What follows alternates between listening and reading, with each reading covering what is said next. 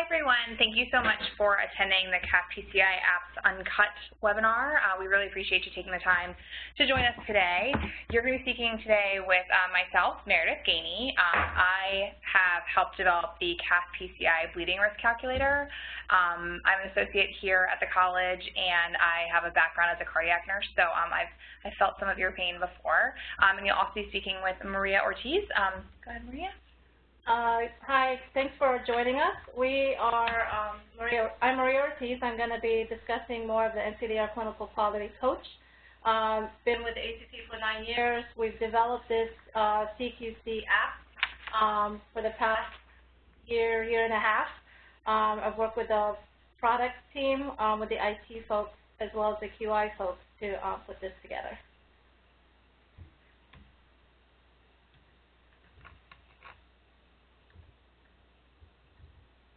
Okay, so today, as you know, we're going to be talking about these two very helpful apps, the Wide World of CathPCI and the Wide World of CathPCI.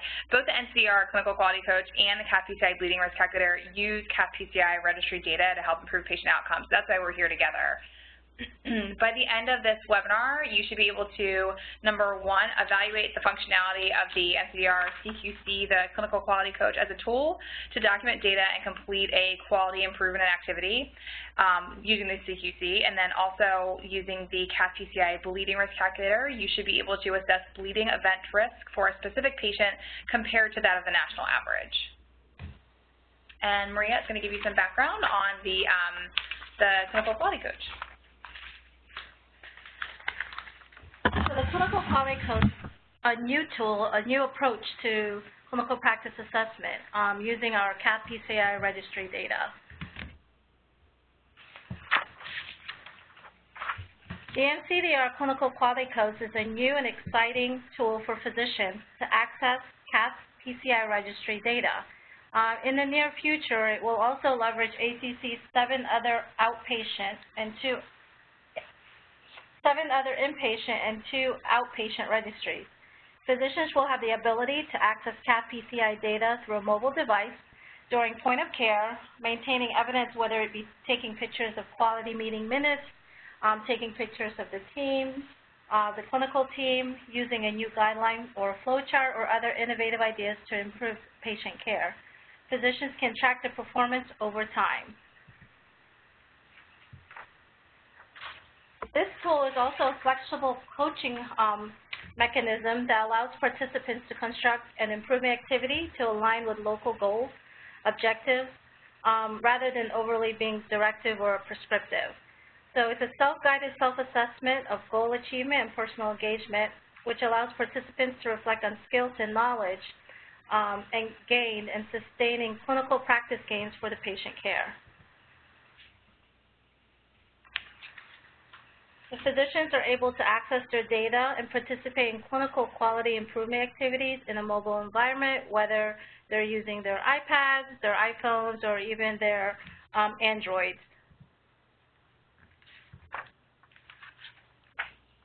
It's a new approach to practice assessment, which means it incorporates ACC's evidence-based strategies and toolkits and promotes best practice sharing. Programs that would include integrated ideas for this practice assessment tool includes door-to-balloon, hospital-to-home, surviving MI, and also the ACC Patient Safety Navigator. ACC provides an efficient pathway for clinicians and practices to enable the submission of practice improvement activities, to track MOC progress and report practice improvement requirements to multiple certification boards, and to CMS by utilizing ACC programs and products to minimize impact on the clinical workflow. So I'm going to discuss 3 goals of the application. One is to strengthen the value of the NCDR data to clinicians, to members and practices, and encourage physician dashboard utilization and clinical practice improvement projects for MOC and for reimbursement. It also improves the convenience of NCDR registry data for clinicians to receive clinical practice improvement MOC, as well as reimbursement, while helping minimize confusion on current status and requirements. There's several functionalities of the CQC app. One of them I'll go over is basically the See My Data area. Here, clinicians can access their dashboard to track and compare their performance to national benchmarks and identify care gaps and areas of strength. Under Know My Progress, you can see a summary of current quality improvement activities, data review history and status of all MOC activities. That would include licensure, lifelong learning, as well as self-assessment, board certification, and practice self-assessments as well. Under Submit My Activities, physicians are able to choose to have the ACC automatically submit clinical practice improvement activities based on NCDR data to multiple accrediting boards and receive email confirmation of participation. Several of our physician members are multi-boarded, so we're able to submit for those as well when they use the app. There's also a section where you can get My Alerts, where it provides new data notifications, MOC reminders, when there is an opportunity for an MOC activity, when a practice has claimed via the physician, as well as other helpful reminders.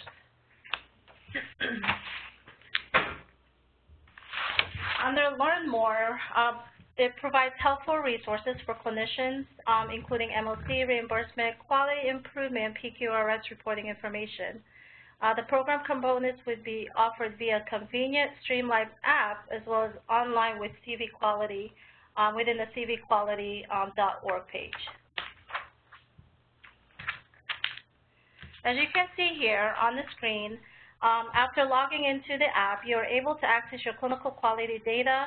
Your CathPCI data is now active, and so other registries, as I had mentioned before, will soon follow in phase 2 of our development. Your CathPCI registry data will be broken down into 3 categories. As you see on the screen, it will be broken down into quality metrics, outcome metrics, and AUC metrics. For the purpose of this demonstration, we'll expand quality metrics where you're able to view your metrics. On the right column, there is a red, green, yellow, or orange or gray pictures. The red symbolizes under 25th percentile, the green is above the 70th percentile, the orange is within the 25th percentile to 75th percentile, and the gray portion indicates there's not enough data to calculate pertaining to those metrics. Here you can also bookmark metrics that you want to keep track of. Bookmarking where the star is will indicate that you want to kind of focus on those metrics along the way. After you click on a metric from your list, the bar graph shown provides where you are compared to national benchmarks. So these benchmarks here are basically on a rolling quarter basis. The screen here is where it shows you how you can document your practice assessment along the way. You're able to see your metric that you've chosen. You select your baseline. You select your target.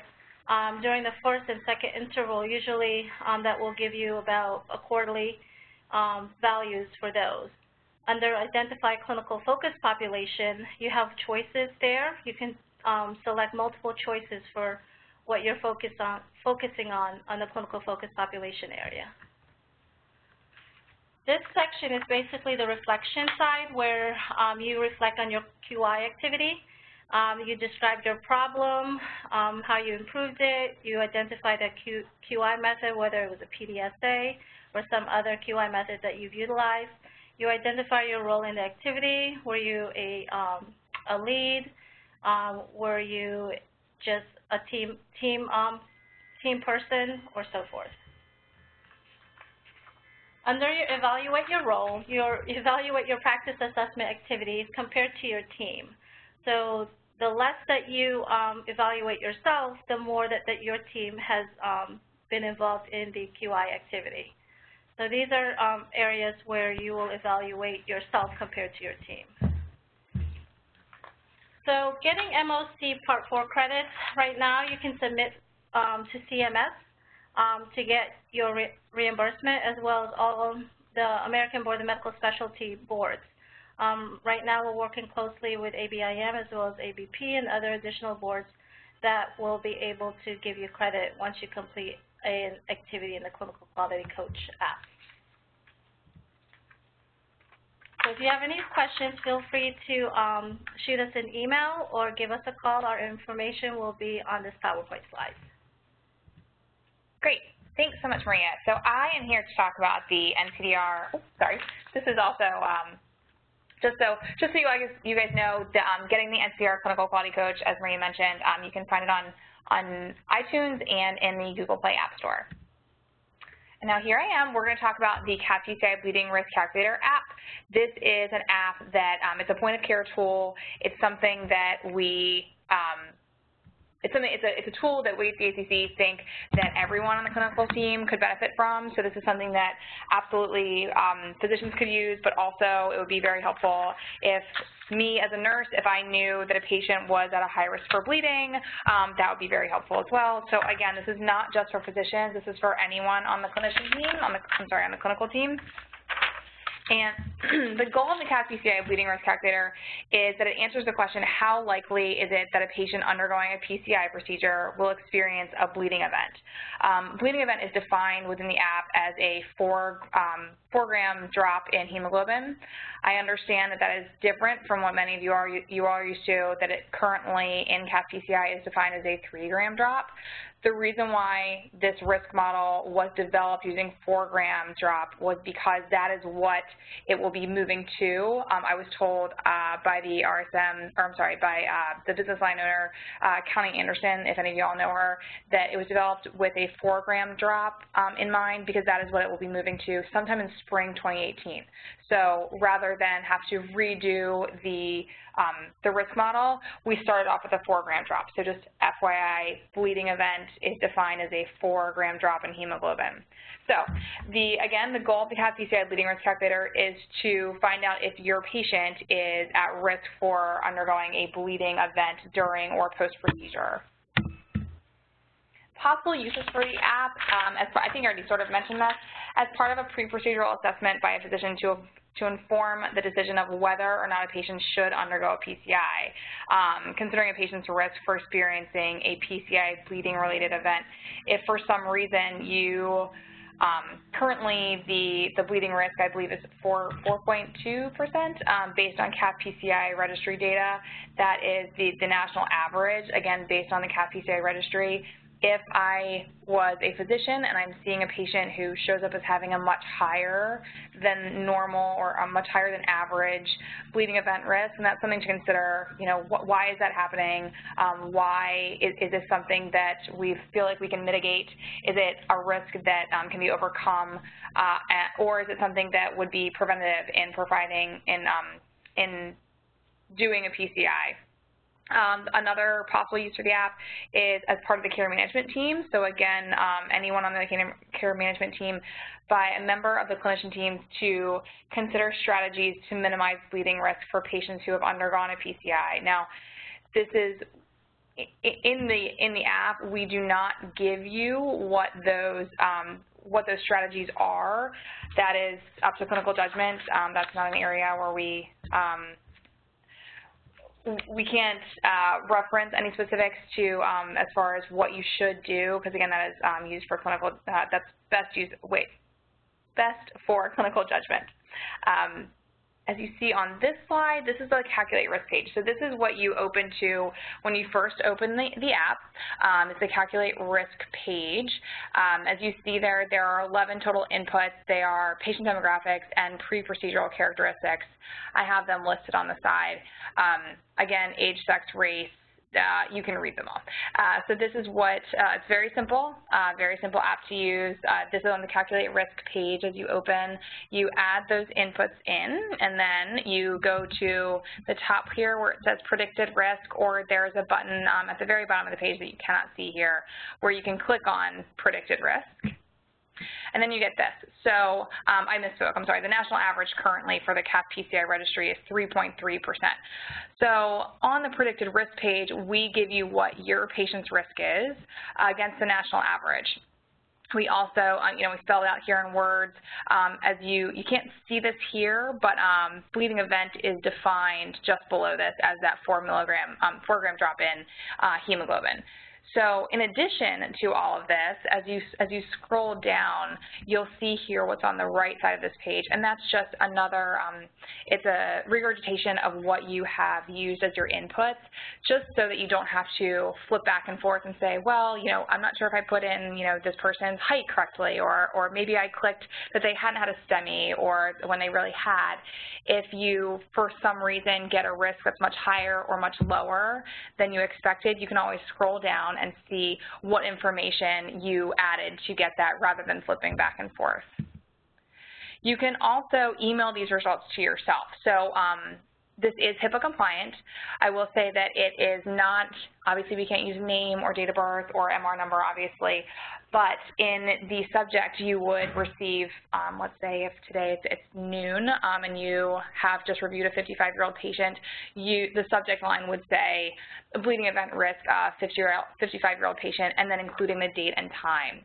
So if you have seen 10 different patients in the last 2 hours, this might not be quite as helpful if you have a lot that have similar characteristics. However, if you've seen 2 or 3 cases in that day and you know that you saw one right around noon, you can probably decipher who this is.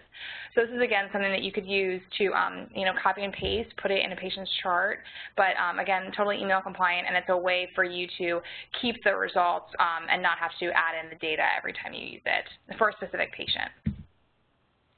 This, again, it is available in the iTunes and Google Play Store. If you search for CathPCI risk calculator, you can find it in either of those places. We also have it on acc.org in our mobile resources drop-down.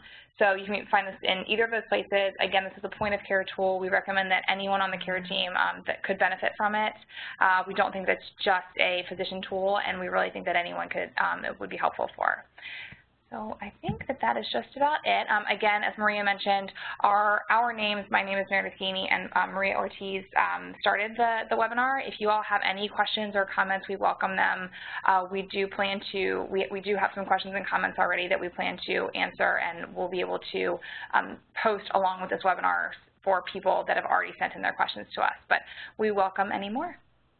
So thank you so much for your time, and we will hope that you go download our apps.